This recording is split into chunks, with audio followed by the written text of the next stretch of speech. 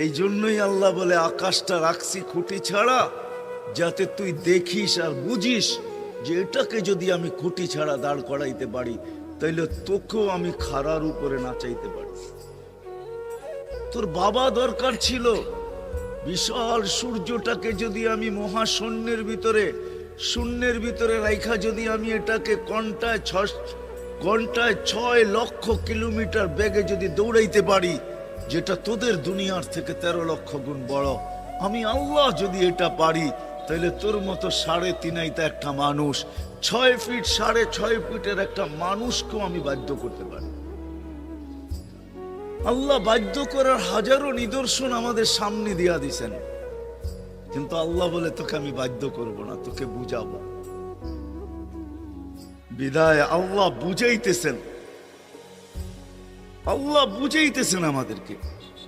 বিদায় কথা যেখানে শুরু ওইখানে আবার যেতেছি, যাতে বুঝে আসে।